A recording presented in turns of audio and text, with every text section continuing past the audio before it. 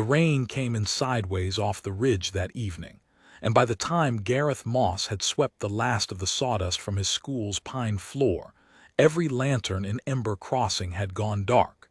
He had been meaning to eat supper 2 hours ago. He had been meaning to do a great many things.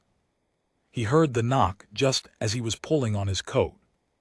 She was standing in the doorway with the rain running off her shoulders and a pack that looked older than the road she'd come in on. She was tall, broad-shouldered, green-skinned, with tusks worn smooth at the tips and gray threaded through her braids. Her eyes, when the lantern light caught them, were the steady amber of old river water. "I was told the inn was full," she said. Her voice was low and unhurried. "I'm not looking for much, a dry corner and permission to put my pack down." Gareth had not been a quick man for 20 years, but he stepped back from the door without hesitating. "Come in," he said. "I'll heat the pot." He didn't ask her name. She didn't offer it. She sat on the bench beside the stove with her pack between her feet and her hands folded, and she looked at the room the way a person looks at something they are trying to understand, slowly, with the eyes moving to the walls, the equipment hanging there, the worn boards of the practice floor. The school was not grand. It had never been grand. 2 lanterns, a rack of staffs, a scarred practice dummy that Gareth had been meaning to repair for 3 seasons, a chalk line on the floor that marked the center of the space. His late wife's name was carved into the lintel above the door, small and careful, the letters filled with 20 years of pale dust. Vrana looked at that carving for a moment and said nothing. Gareth set a bowl of barley soup in front of her. He put bread beside it and refilled his own bowl and sat across from her, and they ate without conversation, listening to the rain, and it did not feel like the silence of strangers. "You run this school," she said, when the bowl was nearly empty. It was not quite a question. "I do." He looked around the room. "What's left of it?" She looked at him. "The council in this town," he said, and then he stopped because he had not meant to say anything about the council. "It's a long story," he said instead. "You'll want to sleep." He gave her the back room where students left their coats. He spread a blanket over the cot there, set a candle on the shelf, and told her the door locked from the inside if she wanted it to. She thanked him, plainly and without fuss, the way a person thanks someone when they've been thanked enough in their life to know how to mean it. He lay awake in his own room for a long while, listening to the rain slow to a drip, thinking about nothing in particular. In the morning she was already up. She had relighted the stove, found the tea, and was sitting on the same bench with a cup in both hands when he came through. Her pack was neatly against the wall. She did not look like a woman preparing to leave. "I thought I'd stay another day," she said, "if you'll have me." Gareth put the kettle back on. "School starts at second bell," he said. "You're welcome to watch." 3 students came. That was what the school had come to 3. There had been 11 2 years ago, and before that, when his wife was alive and the Valley Road was busier, he had turned people away. But 2 years ago the council had decided that Ember Crossing needed a grain merchant in the lower market, and the grain merchant needed a building, and the building the council had their eye on was the one Gareth paid his rent on. The council had not closed the school yet. They were simply waiting for it to close itself. The 3 students were Pell, who was 15 and serious, Darrow, who was 20 and had joined the school because his father had trained there years ago, and Wren, who was 43 and had started learning after her husband passed because she said she needed somewhere to put her hands. They were all good students. Gareth told them so. He believed it. He ran them through the morning forms first: footwork, balance, the turn of the wrist on the forward draw. He watched how their weight moved through their hips. He stopped Pell twice, gently, with a hand on the shoulder. He said almost nothing to Wren, because Wren had found something in her movement this season that correcting would only interrupt. He let her run the form straight through. Vrana sat on the bench and watched. At the end of the session, after the students had bowed and gathered their things, she was quiet for a long moment. Then she said, "You saw what she found." "Wren," he said. You saw it in the third pass, and you didn't touch it. She found it herself, Gareth said. If I'd put my hand in, it would have become my thing instead of hers. Vrana looked at him steadily, the way she'd looked at the room the first night. Then she picked up her tea and didn't say anything more. She stayed the next day too, and the next. She ate at his table, helped him carry wood for the stove, sat through 2 more mornings of lessons. She asked him one evening about his wife. Her name, what she had been like, how long ago. He told her. She listened the way people listen when they are not waiting for their turn to speak, which in his experience was rarer than it should be. She told him nothing of herself, and he did not push. She was a traveler who had found a dry room and a warm stove, and he was glad of her company, and that seemed enough. On the 4th morning the council came. There were 3 of them. The head of the council was a man named Fenn, who wore his chain of office even at 8 in the morning, and behind him came the grain merchant himself and a younger man named Herrick, who had a way of standing with his arms crossed that Gareth found exhausting. They had papers. They always had papers. Fenn said that the school's rent was in arrears by half a season, which was true. He said that the council had received a petition from 12 residents of Ember Crossing, requesting that the building be released to the merchant for expansion of the lower market. He said the council had voted, and that Gareth had 30 days to settle the arrears or vacate.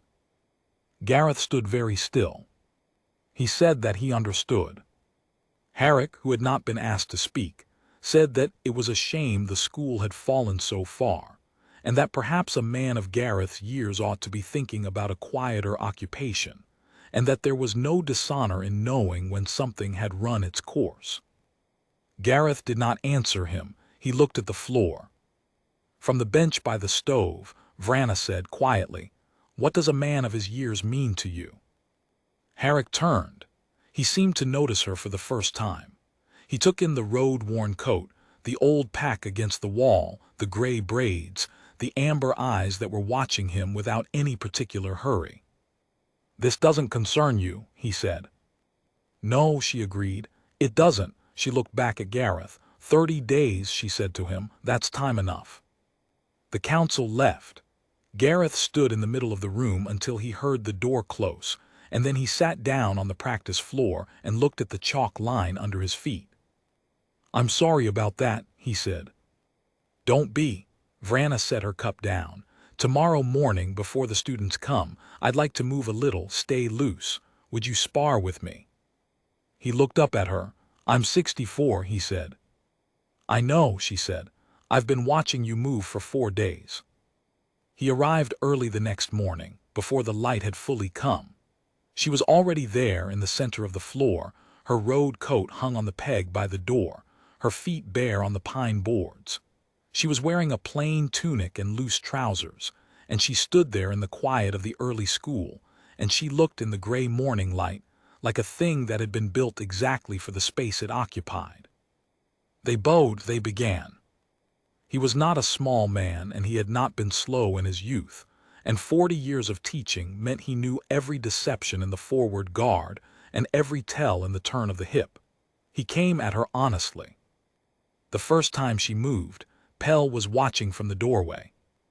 The boy had arrived early, he often did, and he stopped in the door with his coat still on and watched Vrana move through Gareth's honest attack with a stillness that was like water moving around a stone, and then something that was not slow and not fast but was simply, undeniably correct. She did not throw Gareth. She redirected him twice, and then she was behind him and her hand was at his shoulder and she said, very gently, "There." He felt the breath go out of him, not from the movement, from the precision of it. Darrow arrived, then Wren. They stood in the doorway with Pell and none of them said a word. Gareth turned to face her. He said nothing for a moment. Then he asked her to do it again. She did, 6 times. Slowly, then at speed, then slowly again, breaking each movement into its elements for the 3 students who had drifted to the floor without anyone asking them to. She did not lecture. She showed. Once she put Gareth's hand on her forearm and let him feel the moment a weight shifted, the particular instant that made the difference between forcing and leading. "There," she said again. Wren made a sound under her breath. Darrow sat down cross-legged on the floor to watch. The courier arrived at mid-morning. He was out of breath, a young orc man with a clan rider's badge on his coat, and he came to the school door because he'd been told at the inn that a woman matching her description had been seen going in. He had a letter, folded 3 times and sealed, addressed in a careful hand. "Vrana Stonefoot, in care of any frontier school she has graced." He held it out to her. The room went still. Gareth looked at the name on the letter, then he looked at Vrana. She took the letter and held it for a moment without opening it. "Stonefoot," Gareth said. It was barely above a breath. "I don't use the name when I travel," she said simply. "It tends to complicate things." Vrana Stonefoot was a name Gareth had heard first from his own teacher, 38 years ago. A name that appeared in 3 of the 4 written manuals he owned, always cited, always with the same phrase: "The foremost unarmed practitioner of the Northern Orc territories." A name the clans used to mean the standard against which everything else was measured. He had assumed, for the last decade, that she must be very old or very retired or perhaps no longer living. He had not assumed that she would be sitting on his bench drinking his tea. She opened the letter, read it, set it on the bench beside her. "A clan dispute," she said. "They need a referee." She said it without particular drama, the way a plumber might say they were needed to look at some pipes. She stayed 2 more days. She taught Gareth's students every morning, and every evening she sat with Gareth and talked about teaching, about what it was, what it required, what it was for. She had strong opinions and she did not soften them, but she listened just as hard when he pushed back, which he did twice, and she said that was good, because a man who never pushed back had stopped thinking. On the morning she left, she stood in front of the school with her pack and her road coat, and told him she was going to write a letter to the 3 clans whose territory touched Ember Crossing. She told him she was going to put his school's name in that letter. "That's not necessary," he said. "I know," she said. "I'm doing it anyway." She looked at the lintel above the door, his wife's name in the wood. "You have a gift," she said. "You have it the same way Wren found that thing in her 3rd pass. It's yours. It's been yours all along." She shouldered her pack. "Don't let a man named Herrick tell you when it's run its course." She walked out through the gate and turned north on the valley road. By the following week, the school had 7 students. By the end of the month, it had 14. The letters arrived from the clan territories, formal endorsements on heavy paper, and Fenn came with them himself, folded, no chain of office. The arrears were forgiven. The merchant's expansion went a different direction. Gareth tacked one of the letters to the wall above the chalk line. He did not hear from Vrana Stonefoot until the following autumn, when the first cold came off the ridge, and the rain came in sideways, and someone knocked on the school door just as he was putting out the lanterns. He opened it and she was standing there with the rain running off her shoulders, pack on her back, amber eyes catching the light. "I'm not looking for much," she said. "A dry corner and permission to put my pack down." He stepped back from the door. "Come in," he said. "I'll heat the pot."